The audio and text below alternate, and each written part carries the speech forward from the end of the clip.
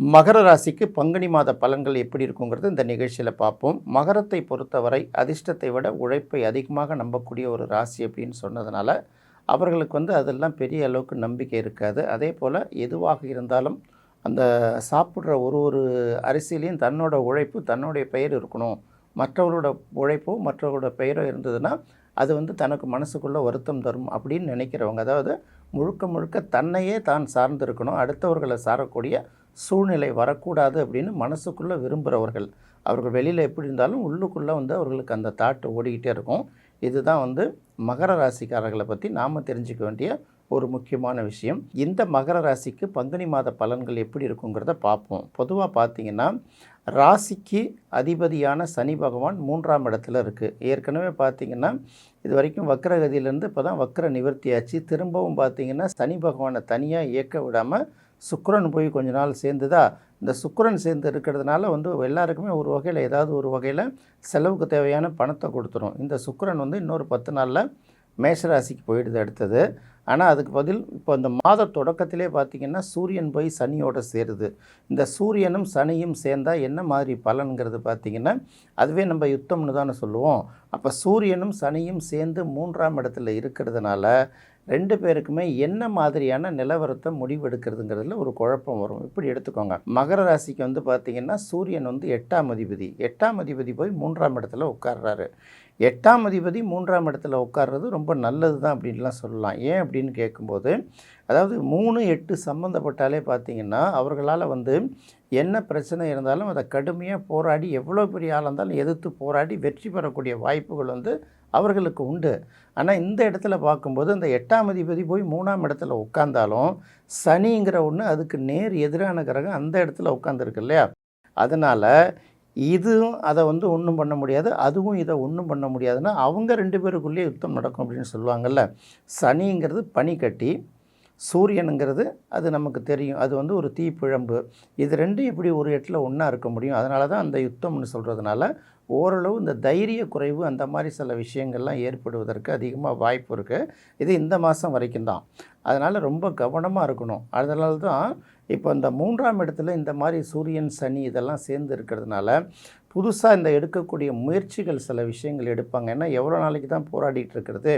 எதையாவது ஒரு வகையில் ரிஸ்க் எடுத்து நம்ம அடுத்தடுத்த கட்டத்தை நோக்கி நகரணும்னு பண்ணும்போது இது ஏதாவது ஒரு வகையில் இந்த சூரியன் சனி சேர்க்கை தடைகளை ஏற்படுத்திடும். தடைகள்ங்கிறத விட இதுக்கு பேரே சர்வீஸ் கட் அப்படின்னு சொல்லுவாங்க. எந்த வேலையுமே நீங்கள் தொடர்ச்சியாக பண்ண முடியாத அளவுக்கு ஒரு சூழலை உருவாக்கிடும். இது மீனத்தில் தானே இருக்குது. அதனால் மீன ராசிக்காரங்கள் தான் அந்த பாதிப்பு ஏற்படுத்தும்னு நினைக்கக்கூடாது. எல்லா ராசிகளுக்கும் மீனம் எத்தனாம் இடம்னு பார்த்துக்கணும். மேஷத்துக்கு 12ன்னா ரிஷபத்துக்கு 11, மிதுனத்துக்கு 10 இல்லையா? அப்போ மகர ராசிக்கு 3ஆம் இடம்ங்கும்போது 3ஆம் இடம் என்னென்னத்தெல்லாம் கொடுக்கும்? முயற்சிகளை தடுக்கும். அடுத்தது இதுக்கு பேர் தைரியஸ்தானம், வீரியஸ்தானங்கிறோம். இப்போ தைரியமும் குறையும், வீரியமும் குறையும்.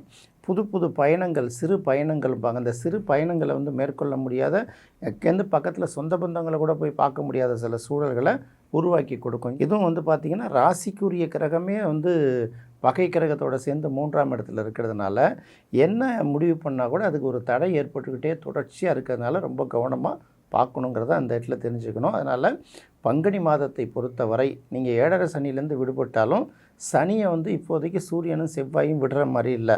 அதுக்கப்புறம் பார்த்திங்கன்னா அதே போல் சூரியன் செவ்வாயும் சனி விடுற மாதிரி இல்லைங்கிறது தான் இப்போதைக்கு தொடர்ச்சியாக போயிட்டுருக்கிறது. அதனால் பங்குனி மாதத்தை பொறுத்தவரை புது முயற்சிகள் எடுப்பதை தற்காலிகமாக நிறுத்தி வைப்பது மகர ராசிக்காரர்களுக்கு ரொம்ப நல்லது. அடுத்தது பார்க்கும்போது இப்போ மகரத்துக்கு 2ஆம் இடம் தானே கும்பம். இந்த 2ஆம் இடத்துல பார்த்திங்கன்னா 3 கிரகங்கள் இருக்குது. ஏற்கனவே ராகு இருந்தது, அதுக்கப்புறம் பார்த்திங்கன்னா செவ்வாய் வந்துச்சு, அதுக்கப்புறம் புதன் வந்துருச்சு. இப்போ இந்த 3 கிரகம் இருக்குது இல்லையா? இந்த 3 கிரகத்தில் பார்த்திங்கன்னா ராகு இருக்கிறது என்ன பண்ணும் அப்படின்னு கேட்டிங்கன்னா, எதையும் பிரம்மாண்டமாக பேச வைக்கும், வருவாயை பெருக்குவதற்கான புது புது ஸ்ட்ராட்டஜிகளை உருவாக்கக்கூடிய வாய்ப்பை தொடர்ச்சியாக மனசில் ஓட்டிக்கிட்டே இருக்கும். இப்போ அந்த இடத்துல புதன் உட்காருது. புதன்கிறது பார்த்திங்கன்னா ஒரு வகையில் 6ஆம் அதிபதி, இன்னொரு வகையில் பாக்கிய அதிபதி. அது போய் 2ஆம் இடத்துல உட்காரும்போது யார் யாருக்கெல்லாம் கமிட்மெண்ட் கொடுக்க வேண்டியதோ அந்த அளவுக்கு தேவையான பணம் ஏதாவது ஒரு வகையில் அது கொடுத்துக்கிட்டே இருக்கும். ஆனாலும் பார்த்திங்கன்னா அதே புதன் வக்ரகதியில் இருக்குது.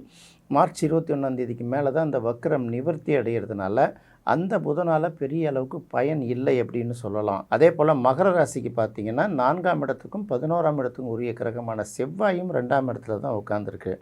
மகரத்தில் செவ்வாய் என்னமோ உச்சமாகுது. ஆனால் வந்து மகர ராசிக்கு வந்து ஒரு பாதகாதிபதிங்கிறதுனால அது எந்த வகையிலுமே நல்ல பலனை கொடுக்காது. கூடுமான வரைக்கும் ஒரே 2ஆம் இடத்துலேயே பார்த்திங்கன்னா செவ்வாயும் இருக்குது, புதனும் இருக்குது, இன்னொரு பக்கம் ராகு இருக்குது.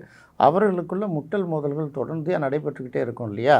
அதனால் எதை செய்கிறது எதை விடுறதுன்னு தெரியாமல் ஒரு குழப்பம் ஓடிக்கிட்டே இருக்கும். சில பேர் சொல்லுவாங்கள்ல, இந்த வண்டி வந்து பெட்ரோலில் ஓடுதா, க்ரூட் ஆயிலில் ஓடுதா, மண்ணெண்ணெயில் ஓடுதான்னு எனக்கும் தெரியல, வண்டிக்கும் தெரியலன்னு ஒரு பட்டில் சொல்லுவாங்க இல்லையா?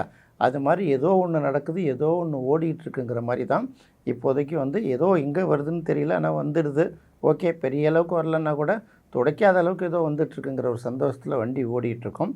அடுத்தது 3ஆம் இடத்துல இருக்கக்கூடிய இந்த சுக்கிரன் வந்து 4ஆம் இடத்துக்கு வந்து இடம் பெயர்ந்துடுது இல்லையா? ஏற்கனவே 3ஆம் இடத்துல இருக்கக்கூடிய இந்த சனியோடு சேர்ந்துருக்கிற சுக்கிரன் ஏதாவது சில விஷயங்களில் சில நிதி ஆதாயங்களை பெற்றுக் கொடுத்துருக்கும். தேவையான நிதியாவது ஒரு திட்டங்களோ முயற்சிகளுக்கோ பெற்றுக் கொடுத்துருக்கும். இப்போ வந்து இந்த சுக்கிரன் வந்து 4ஆம் இடத்துக்கு போகிறதுனால இந்த வாகனம், 4ஆம் இடம் சம்மந்தப்பட்ட நிலம், இந்த மாதிரி தொழில் செய்கிறவர்களுக்கு சில பேருக்கு வந்து அதன் மூலமாக ஒரு நல்ல வருவாய் கிடைப்பதற்கு ஓரளவுக்கு வாய்ப்பு இருக்குது.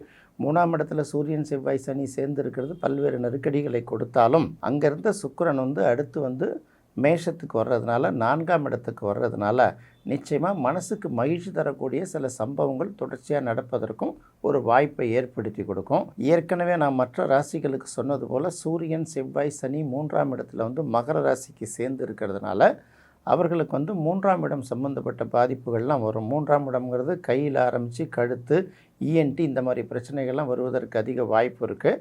இந்த மாதிரி பாதிப்புகள்லேருந்துலாம் நம்ம மீண்டு வருவதற்காக என்ன பண்ணணும்னு கேட்டிங்கன்னா, சனிக்கிழமை அல்லது ஞாயிற்றுக்கிழமைகளில் கண்டிப்பாக நரசிம்மர் வழிபாடு செய்வது ஒரு நல்ல பலனை கொடுக்குங்கிறத மட்டும் தெரிஞ்சுக்கோங்க. அடுத்தது 4ஆம் இடத்துக்கு வரக்கூடிய சுக்கிரன் வந்து உங்களுக்கு இல்லத்தில் நீங்கள் ஓரளவு மகிழ்ச்சியாக இருப்பதற்கும், பிரச்சனைகள் 1000 இருக்கும் வெளியில், அதையும் தாண்டி கொஞ்சம் நேரமாவது வீட்டில் இருக்கிற வரைக்குமாவது கொஞ்சம் நிம்மதியாக இருக்கலாம்னு சொல்கிறாங்கல்ல, அதுக்கு ஒரு வாய்ப்பை உருவாக்கி கொடுப்பாரு.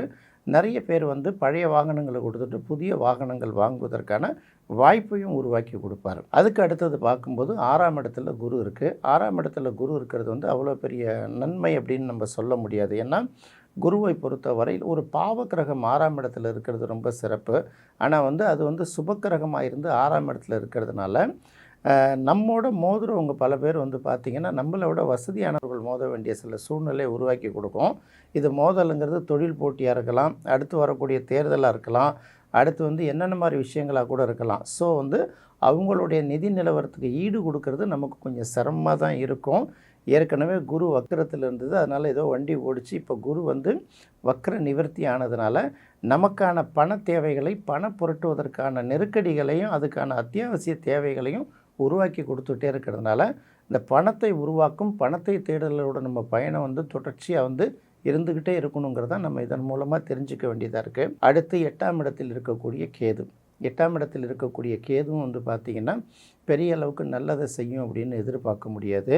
ஏதாவது நடந்துருமோ, எதை சாப்பிட்டாலுமே ஒரு பயம் வரும். அது வந்து திரவமாக குடித்தாலும் சரி, திடப்பொருளாக சாப்பிட்டாலும் சரி, அதில் ஏதாவது ஒரு மூலமாக நமக்கு ஒத்துக்காத ஒரு விஷயம் நம்மளையும் மீறி உள்ளே போய் சின்ன சின்ன சிக்கல்களை ஏற்படுத்தும். அடுத்தது பார்த்திங்கன்னா தேவையில்லாத நமக்கு ஒரு மன குழப்பங்களையும் அப்பப்போ கொடுத்துக்கிட்டே இருக்கும். இப்படி ஆகிட்டா என்ன ஆகிறது, அப்படி ஆகிட்டா என்ன ஆகிறதுன்னு. ஏதாவது ஒரு காலத்தில் ஏதாவது ஒன்று நடக்க தான் போகுது, அது வேறு விஷயம். அதே சமயத்தில் அதை நினச்சி இப்போவே நம்ம பயப்பட வேண்டிய அவசியம் இல்லையா? அதனால் எதிர்கால நிலையை குறித்து ஒரு அச்சம் வந்து கொஞ்சம் அதிகமாக கொடுத்துக்கிட்டே இருக்கும். அதை பற்றி எதுவுமே யோசிக்காமல் வழக்கம் போல் நம்ம ஆரம்பத்திலே சொன்னோம் இல்லையா, அதிர்ஷ்டத்தின் மேலே நம்பிக்கை இல்லாமல் உழைப்பின் மீது அதிகம் நம்பிக்கை உள்ளவர்கள் தானே மகர ராசிக்காரர்கள். அதனால் அதையே நம்ம எப்போதும் நம்ம உழைச்சிக்கிட்டே இருப்போம்னு பார்த்திங்கன்னா இந்த மாதிரி தேவையில்லாத மன உளைச்சல்களும் மன குழப்பங்களும் நமக்கு வந்து தாக்குவதற்கு வாய்ப்பே இல்லைங்கிறத மட்டும் தெரிஞ்சுக்கிட்டால் போதும். பங்குனி மாதத்தை பொறுத்தவரை மகர ராசிக்காரர்கள் வந்து புது முயற்சிகள் எதுவும் பண்ணாமல் இருக்கிறது ரொம்ப நல்லதுங்கிறத மட்டும் தெரிஞ்சுக்கிட்டால் போதும். என்ன நேயர்களே, மகர ராசிக்கு பங்குனி மாத பலன்கள் எப்படி இருக்குங்கிறத பார்த்தோம். அடுத்து பார்த்திங்கன்னா கும்பராசிக்கு பங்குனி மாதம் எப்படி இருக்குங்கிறத அடுத்த நிகழ்ச்சியில் பார்ப்போம். நன்றி, வணக்கம்.